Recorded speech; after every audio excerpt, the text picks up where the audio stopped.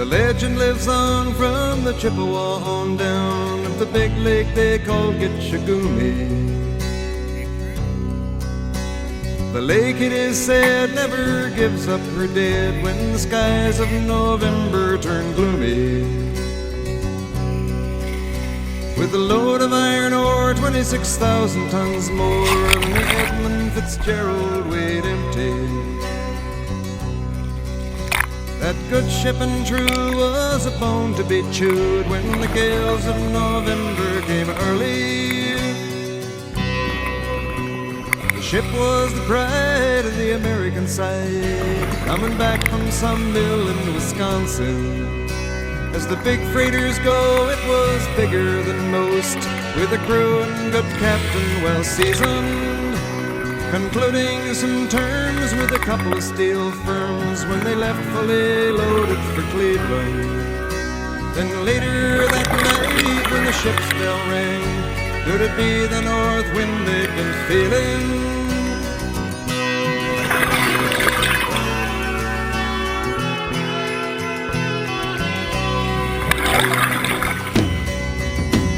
The wind in the wires made a tattletale sound, and the wave broke over the railing.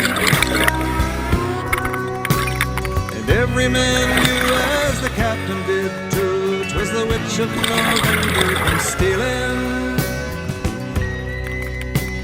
The dawn came late and the breakfast had to wait when the gales of November came slashing.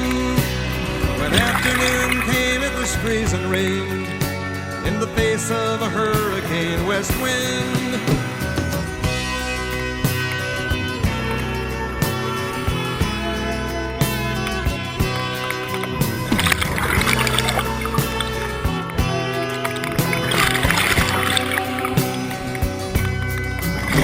When supper time came, the old cook came on deck saying, "Fellas, it's too rough to feed you."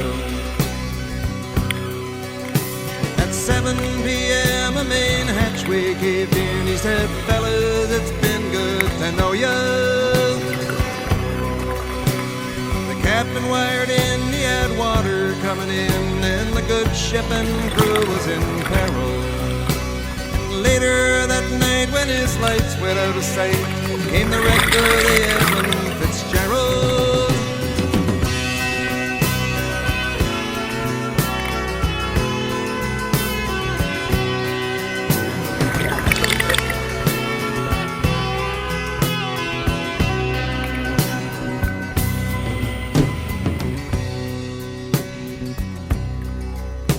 Does anyone know where the love of God goes when the waves turn the minutes to hours?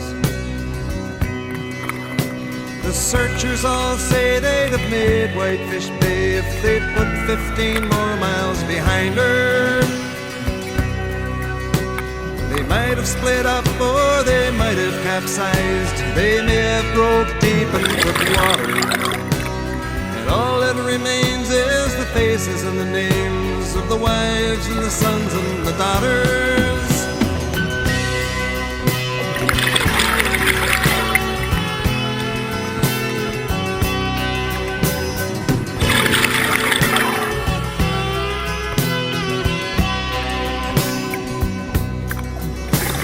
Lake Huron rolls, Superior sings in the rooms of her ice water mansion. Old Michigan steams like a young man's dreams. The islands and bays are for sportsmen. And farther below, Lake Ontario takes in what Lake Erie can send her. And the iron boats go, as the mariners all know, with the gales of November remembered.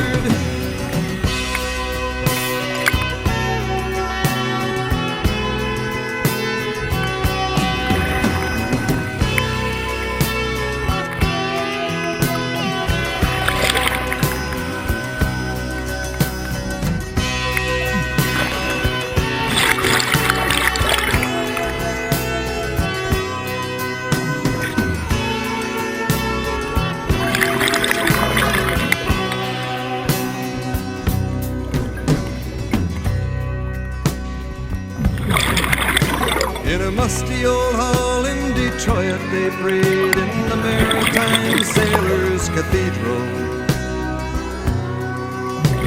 The church bell chimed till it rang 29 times for each man on the Edmund Fitzgerald.